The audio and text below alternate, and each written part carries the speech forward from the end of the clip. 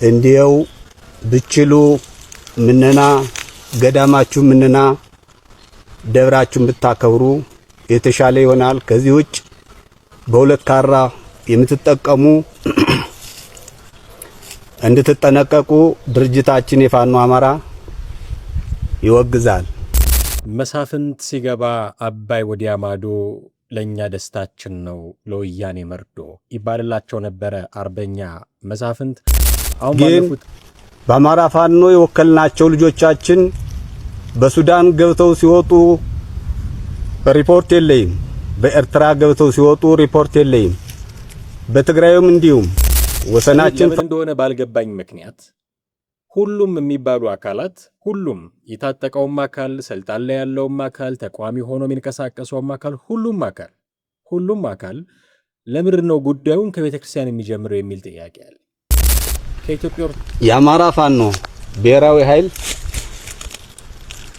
እንግዲህ ጥሩ ነው። ጠንካራ ልጆች፣ እውነተኛ ታጋይ ልጆች አላችሁ።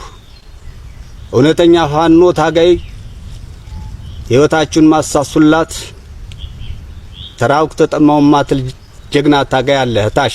ታሽ ያለ ሰራዊት አመሰግናለሁ። ከፍ ያሉ መሪዎችም ደሞ አላችሁ፣ አመሰግናችኋለሁ።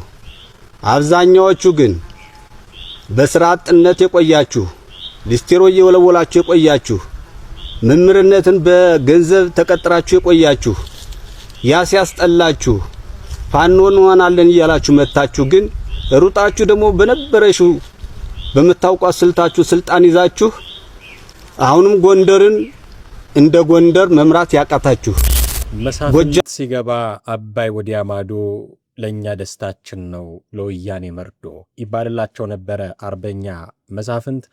አሁን ባለፉት ቀናት ላይ በጣም የሚሰማቸውን ከፍተኛ ቅራኔ በፋኖ ላይ አንስተዋል። ፋኖ ከቲፒኤልኤፍ ጋር ሊያደርግ ስላሰበው ስምምነት አብሮ ስለመስራት ሁኔታ ሁሉ ተናግረዋል። እኚህ የአባት አርበኛ እያሉ ነው የሚገልጿቸው ፋኖ መሳፍንትን አባት አርበኛ መሳፍንት እያሉ ነው የሚገልጿቸው። ከኚህ ሰው ጋር ተያዙ ያሉ ጉዳዮች ነው ዛሬ የምናነሳው በዛሬው ፕሮግራማችን። በነገራችን ላይ አርበኛ መሳፍንት ማለት አርበኛ መሳፍንት ተስፉ ብዙዎች ይተቿቸዋል። ግን የምንተቻቸው ይላሉ የምንተቻቸው በውስጥ ችግር ዙሪያ ባለ በአንድነት ዙሪያ ባለ ጉዳይ እንጂ በህወሓት ጉዳይ እንደውም ከወልቃይት እስከ ጋይንት ድረስ ከአባይ እስከ ተከዜ ድረስ ሁሉም ጎንደር የሆኑ የሚከተላቸው ሰው ናቸው እያሉ የሚናገሩላቸው ሰው ናቸው። አርበኛ መሳፍንት ተስፉ ማለት የህወሓት መራሹ ስርዓት ወደ ስልጣን ከመጣበት ጊዜ ጀምሮ ያለፉትን 40 ዓመታት ያክል በትግል ያሳለፉ ሰው እንደሆኑም ይናገራሉ። እኚህ ሰው በአደባባይ ወጥተው አሁን ንግግር አድርገዋል፣ መልእክት አስተላልፈዋል። ይህን መልእክታቸውን ነው ዛሬ በተወሰነ መንገድ የምንቃኘው። ፋኖ መሳፍንት ተስፉ ምን አይነት ንግግሮችን አደረጉ? አንድ 3 የሚሆኑ ቪዲዮዎችን ወደ እናንተ ለማድረስ ነው። ለእናንተ በሚመች መልኩ ተቆራርጦ የተዘጋጁ ቪዲዮዎች ናቸው። እነሱን ወደ እናንተ ለማድረስ ነው ዛሬ የምንሞክረው። እስኪ የመጀመሪያውን መልእክታቸውን ሰምተን እንመለስ። የኢትዮጵያ ተዋሕዶ ሃይማኖት መሪዎች፣ አባቶች፣ ጳጳስ፣ መነኮሳት፣ ካህናት፣ ዲያቆናት እንዴት ነው ያላችሁ? በተሰጣችሁት የአምላክን አደራ እየተወጣችሁ ነው? ሁላችሁም ባይሆን ግማሻችሁ ከግማሽ ትበልጣላችሁ።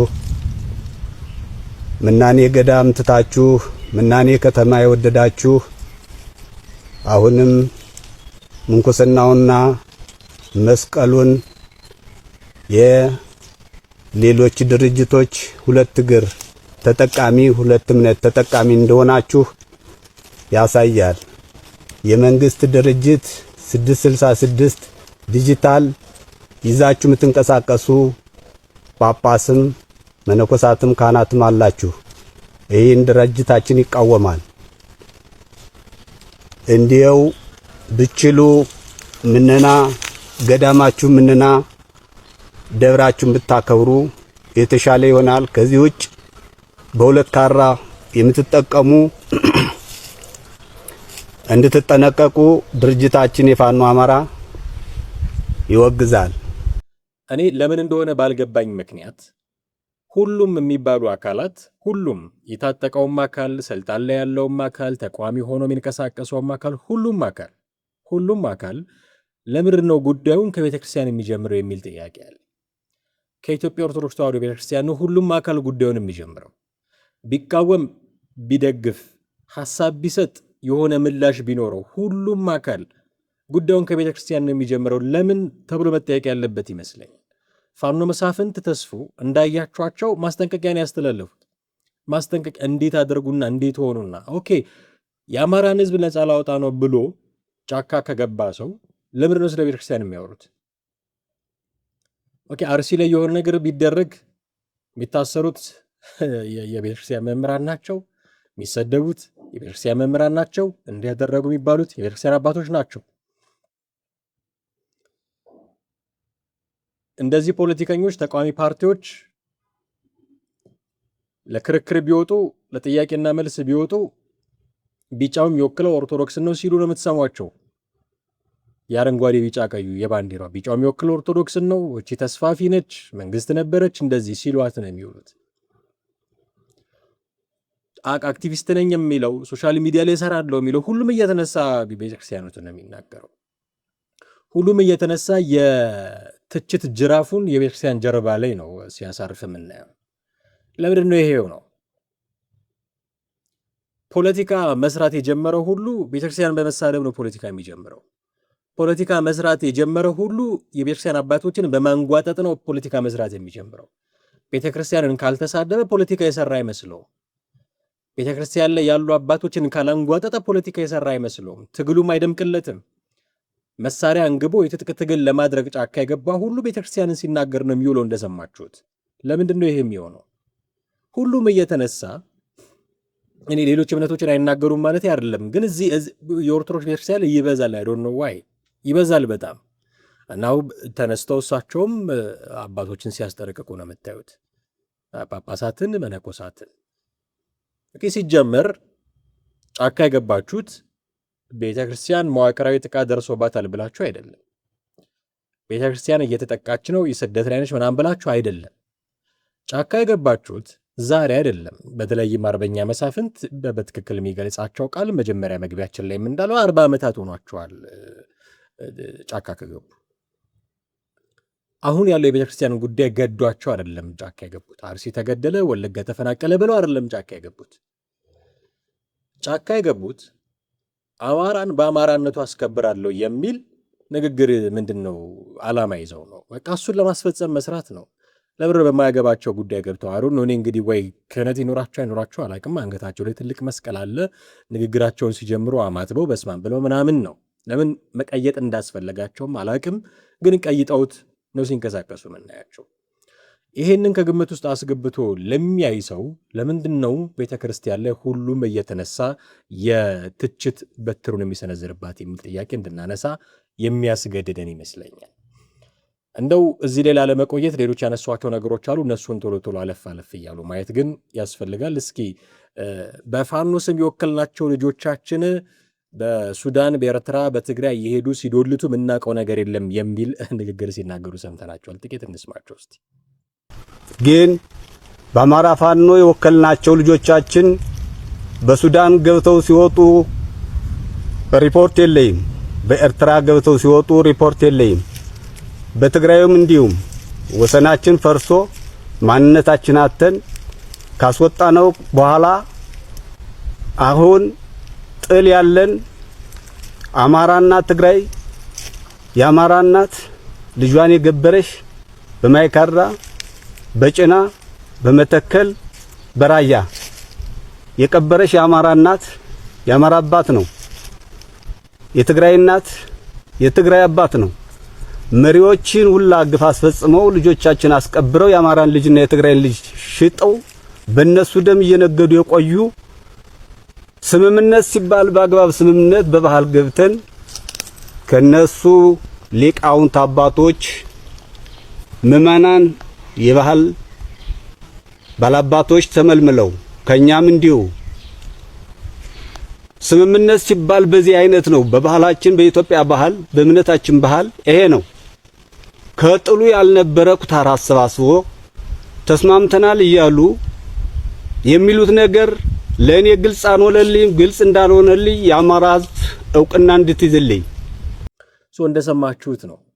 በአማራ ፋኖ ስም የወከልናቸው ልጆቻችን ከሱዳን፣ ከኤርትራ፣ ከቲፒኤልኤፍ ጋር ሲማከሩ ምናውቀው ነገር የለም፣ በእኛ እውቅና አይደለም የተደረገው እያሉ ነው። ምናውቀው ነገር የለም፣ በግልጽ አማርኛ ምናውቀው ነገር የለም እያሉ ምን ማለት ነው? ይሄ ከቲፒኤልኤፍ ጋር ስለ መስራት ሌት ተቀን የሚነግሩን አካላት እነማን ናቸው? እነዚህ የሚነግሩን አካላት እዚህ ውሳኔ ላይ የደረሱት እና አርበኛ መሳፍንትን ሳያማክሩ ነው። እነዚህን ጫካ ያሉ ሰዎችን ሳያማክሩ፣ ስለዚህ እውቅና የለኝም እያሉ ነው አርበኛ መሳፍንት። ከቲፒኤልኤፍ ጋር መስራት አለብን የለብንም የሚል የውይይት ሐሳብ አቅርበው አጸድቀው እሱን አይደለም ለማስፈጸም የሞከሩት። የራሳቸው አመለካከት አላቸው፣ እሱን ነው ለማስፈጸም እየሞከሩ ያሉት።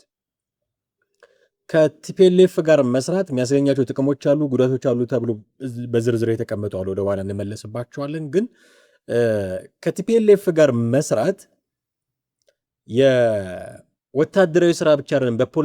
በወታደሩ ማሸነፍ ብቻ ስለማይጠበቅብን ፖለቲካሊ ማሸነፍ ስላለብን ከእነርሱ ጋር መስራት ፖለቲካሊ ክንዳችንን ያፈረጥመዋል ብለው የሚከራከሩ ሰዎች አሉ። ግን ምንም እንደዚህ ቢከራከሩ ሐሳቡ ቀርቦ በአፋብን ደረጃ ለምሳሌ ሐሳቡ ቀርቦ ተወያይተውበት አይደለም ማለት ነው ከቲፒኤልኤፍ ጋር ለመስራት የፈለጉት። ምንድነው ይሄ? የሆኑ አመራሮች የሆነ ቦታ ላይ ያሉ ወሳኝ ሰዎች በራሳቸው ተነሳሽነት የወሰኑት ጉዳይ ነው ማለት ነው። እዚህ ከቲፒኤልኤፍ ጋር መስራት የሚባለው ሐሳብ ሲመጣ ለዚህ ነው ሁሉም ፋኖ በአንድ ድምፅ ወይ አብረን እንሰራለን ወይ አብረን አንሰራም የሚል ውሳኔ ሲወስን ማታዩት ማለት ነው። ለዚህ ነው አርበኛ ፋኖ መሳፍንት በፋኖ ስም አምነን የወከልናቸው ልጆቻችን በሱዳን፣ በኤርትራ፣ በትግራይ እየሄዱ ሲዋዋሉ እውቅና የለንም ብለው በአደባባይ ለመናገር የደፈሩት በአደባባይ ተናግረዋል። ከዚህ ውጭ ያነሱት ነገር ምንድን ነው? ስራ ሲያስጠላችሁ ፋኖ የሆናችሁ፣ ሊስትሮ ተወለውሉ የነበራችሁ፣ መምህራን የነበራችሁ፣ እሱ ሲያስጠላችሁ መታችሁ ፋኖ የሆናችሁ ሰዎች ረፉ የሚል ማስጠንቀቂያ ሰጥተዋል። ጥቂት እንስማቸው። ይሄንንም የአማራ ፋኖ ብሔራዊ ኃይል እንግዲህ ጥሩ ነው። ጠንካራ ልጆች፣ እውነተኛ ታጋይ ልጆች አላችሁ። እውነተኛ ፋኖ ታጋይ ህይወታችሁን ማሳሱላት ተራውክ ተጠማው ማትል ጀግና ታጋይ አለ። ታሽ ያለ ሰራዊት አመሰግናለሁ። ከፍ ያሉ መሪዎችም ደግሞ አላችሁ፣ አመሰግናችኋለሁ። አብዛኛዎቹ ግን በስራ አጥነት የቆያችሁ፣ ሊስቴሮ እየወለወላችሁ የቆያችሁ፣ መምህርነትን በገንዘብ ተቀጥራችሁ የቆያችሁ፣ ያ ሲያስጠላችሁ ፋኖ እንሆናለን እያላችሁ መታችሁ ግን ሩጣችሁ ደግሞ በነበረሽው በመታውቋት ስልታችሁ ስልጣን ይዛችሁ አሁንም ጎንደርን እንደ ጎንደር መምራት ያቃታችሁ፣ ጎጃምንም እንደ ጎጃም መምራት ያቃታችሁ፣ ወሎንም እንደ ወሎ መምራት ያቃታችሁ፣ ሸዋንም እንደ ሸዋ መምራት ያቃታችሁ፣ እንደ ባህል ወጓ እንደ ታሪኳ እንደ አርበኝነቷ መምራት የምታሰናክሉ አላችሁ። እናንተ ተጠንቀቁ። ታች ያለ ሰራዊት ላይ ያለው የሚያወሰው ሰውን ስልጣን ብሎ ወንድሙን የሚያጋል ስልጣን አለቅም ብሎ የምን ስልጣን ነው? እሱ በወደደው ስልጣን አይገኝም። ህዝብ ነው ስልጣን የሚሰጥ። ታች ያለ ሰራዊት ነው የምትደማው፣ የምትቆስለው፣ የምትሞተው፣ የምትገብረው ነው ስልጣን መስጠት የምችል። በጎጥ እየተንጠላጠለ ስልጣን አለቅም በማለት ወንድማምና ወንድማማች ጀግኖች ልጆችን የምታጋሉ፣ የምታተራስሙ፣ የምታለያዩ ብታርፉ በተለይ ጎንደር ያላችሁ ትሆናላችሁ ብዬ አሳልፌ ስልጣን ሰጥቼ አሁን ግን አቅም አላገኛችሁም። የ3 ዓመት ኃላፊነት ተሰጣችሁ ስልጣን ጎንደርን ከ3 ከፍላችሁታል። ተጠንቀቁ። 6 ሰዎች ናችሁ የምትረብሹ ያለ ከ6 ከ7 አትበልጡ። የመጨረሻ ግን አማራ አሳውቃለሁ የሚጠነቀቁ እንደሆን ለ2 ሳምንት እድሜ ሰጥቻለሁ። ካለዛ ግን ጎረቤት ሀገሮችንም ስምምነት እየፈጸሙ አማራ በማታውቀው የትግሉ አባት በማላውቀው እየቀለዱ የሚንቀሳቀሱ አሉ፣ እየገቡ የሚወጡ አሉ። እነሱን ይፋ ገልጽልሃለሁ እንድትጠብቀኝ። እንደሰማችኋቸው ነው። የያዛችሁት ስራ ሲያስጠላችሁ ፋኖ ለመሆን የመጣችሁ ተጠንቀቁ። ማን ነው መምህር የነበረው? ከመምህርነት ወደ ፋኖነት የመጣው ማን ነው? ኦኬ፣ ቀጥታ ከመምህርነት ወደ ፋኖነት መጥቶ ላይሆን ይችላል፣ ግን አካዳሚካሊ ጥሩ ስለነበረ ከመምህርነት በግንቦት ሰባት በአርበኞች ምናምን አድርጎ በኤርትራ ምናምን አድርጎ ፋኖ የሆነ አካል ግን አለ። ዘመነ ካሴ የሚባል ስም ባይጠሩም በቀጥታ ለሱ ነው ይህን መልእክት ያስተላለፉት። መታችሁ በለመደ ምላሳችሁ በለመደ ነገረኝነታችሁ ስልጣኑን ያዛችሁት፣ ለስልጣን ጥመኝነት ነው የመጣችሁት አሉ። በግልጽ ቋንቋ እንደዛ ነው የተናገሩት። ለስልጣን ጥመኝነት ነው የመጣችሁት። መጣችሁ፣ ከዛ ፋኖን ከፋፈላችሁ። እየከፋፈላችሁ ነው። አሁን ፋኖ ተከፋፍሏል የሚል ፕሮግራም ኤኒታይም ብትሰሩ የፋኖ ደጋፊዎች፣ የፋኖ ደጋፊ ሚዲያዎች፣ እዛ ላይ የሚሰሩ ሰዎች የመጀመሪያ ኮሜንታቸው እነዚህ የአገዛዙ ካድሬዎች የፈጠሩት ወሬ ነው የሚል ነው የሚያሰራጩት። አሁን ብልጽግና ምንም ባላለበት፣ ካድሬዎቹ ምንም ባላለበት፣ ምንም ቢል ምንም የማይሉ ካድሬዎች አሉት። ኦፍኮርስ ይታወቃል። እነሱም ምንም ባላሉበት ራሳቸው አርበኛ መሳፍን ተስፉ ወጥተው ፋኖን እየከፋፈላችሁ ነው ብለው ተናግረዋል። ይህ አዲስ ወሬ አይደለም፣ ድንገተኛ መርዶም አይደለም። ግን ይሄንን ለማመን የሚቸግራቸው ሰዎች ነበሩ፣ የሚተናነቃቸው ለመዋጥ የሚተናነቃቸው ሰዎች ነበሩ። ለነዚህ ሰዎች ግን አወራርደው ሊውጡት የሚያስፈልጋቸው ጉዳይ ነው። ፋኖ በቃ ተከፋፍሏል። እንዴት? አርበኛ ፋኖ መሳፍንትን ጠይቋቸው። ተከፋፍሏል ብለዋቸዋል። ተከፋፍሏል። ይህንን መከፋፈል ያመጡት ደግሞ መምህራን የነበሩ ሲያስጠላቸው ፋኖ የሆኑ፣ ጫማ በመጥረግ ሙያ የሚተዳደሩ እሱ ሲያስጠላቸው ፋኖ የሆኑ፣ ስራ አጦችም ብለዋል። ስራ ያጣችሁ፣ ስራ የሌላችሁ ፋኖ የሆናችሁ፣ ሰፈር ውስጥ ከሙል ብላችሁ ፋኖ የሆናችሁ፣ ኮዝ የሌላችሁ ማለት እኮ ነው። ፋኖ ለመሆን ኮዝ ያስፈልጋል። ያ ኮዝ የሌላችሁ ሰፈር መዋል ሲደብራችሁ፣ ድድ ማስጣት ሲደብራችሁ፣ መምህርነት ሲያስጠላችሁ፣ የቀን ስራ ሲያስጠላችሁ መታችሁ ፋኖ የሆናችሁ ሰዎች እየከፋፈላችሁን ነው እያሉ ነው አርበኛ መሳፍንት። እየከፋፈላችሁን። ከዛ እንደውም ስፔሲፊካሊ ስለ ጎንደር ፋኖ ያነሳሉ። በገዛጄ ስልጣኔን ሰጥቼ ይላሉ። ስልጣኔን ሰጥቼ ጎንደር ላይ ተሰሚነት የነበራቸው ሰው እንደነበሩ ታውቃላችሁ። የሚያዟቸው የእሳቸው ተከታዮች ነበሩ። አባት አርበኛ ነው የሚባሉት አሁንም ድረስ። ይህንን ስልጣኔን ሰጥቼ 3 ቦታ ከፋፍላችሁት የጎንደርን ፋኖ። ይህንን ያደረጋችሁት ደግሞ 6 7 ከዛ የምታልፉ ሰዎች አይደላችሁም፣ ተጠንቀቁ እያሉ። ተጠንቀቁ። ምን አይነት እርምጃ ነው የሚወስዱት? ባይጠነቀቁ ምን ሊያደርጉ ይችላሉ? እኚህ ሰው በጣም አሳሳቢ ጉዳይ ነው። ስለዚህ ፋኖ እንዲህ ያለ አጣብቂኝ ውስጥ ነው የገባው። ጎንደር ያሉት አርበኛ መሳፍንት፣ ጎጃም ላለው ዘመነ ካሴ ተጠንቀቅ፣ እረፍ፣ ከቲፒኤልኤፍ ጋር አብረህ እንዳትሰራ የሚል ማስጠንቀቂያ ሲሰጡ ነው። እንደውም ያነሱት ነገር አለ። ስምምነት ቢባል እርቅ ቢባል በሊቃውንት በሃይማኖት አባቶች በምዕመናን ከነሱም ከኛም ተወክሎ ነው መሆን ያለበት። የመንደር ኮታራ ለቃቅሞ ስምምነት ይሉናል። ማን ነው ኩታራ? ዘመነ ነው ኩታራ? አስረስ ነው ኩታራ? መሬ ወዳጆ ነው ኩታራ? ማን ነው ኩታራ? ይሄ ያም ያልተጠበቀ ቦምብ ነው የሆነው ፋኖ ውስጥ ያልተጠበቀ ቦምብ። እንዲህ አይነት ጉዳዮች እያነሱ ነው ያሉት። ይሄ ንግግር ይፋ ከተደረገ በኋላ የተነሱ ሙግቶች አሉ በማህበራዊ ሚዲያ ላይ። አርበኛ መሳፍንት ልክ ናቸው አይደሉም የሚል። አርበኛ መሳፍንት ልክ ናቸው አይደሉም የሚለው የሚመዘነው ከቲፒኤልኤፍ ጋር መስራት ልክ ነው አይደለም በሚለው ነው። ኦኬ፣ መስራት የለብንም የሚል አቋም ይዘው ስለመጡ፣ ስለዚህ ከቲፒኤልኤፍ ጋር መስራት ልክ ነው አይደለም የሚለውን በትነው ያስረዱ ሰዎች አሉ። 2 ቅድመ ሁኔታዎች ከተሟሉ ከቲፒኤልኤፍ ጋር መስራት ልክ ነው የሚል ግምገማ ያላቸው ሰዎች አሉ። ለምሳሌ ነገር ማካሳ አንደኛው ቅድመ ሁኔታው ምንድነው? ህወሓት የተወረረ የትግራይ መሬትን የምትለውን አፍራሽና ከፋፋይ ንግግር አቆማ፣ የተወረረ መሬት በሚል ወልቃይትና ጠለምት ላይ ውጊያ እንደማትከፍትና ሰራዊቷን እንደማታስገባ ስታረጋግጥ ያኔ እንስማማለን ነው የሚለው። አንደኛው ቅድመ ሁኔታ ይሄ ነው። በዚህ ሁኔታ ከተስማማን ልክ ነው ከቲፒኤልኤፍ ጋር መስራት ይላል። ህወሓት ይሄንን ይላል ወይ? ሪሊ ይላል ወይ? የተወረረ የትግራይ መሬት የለም ብሎ ያምናል?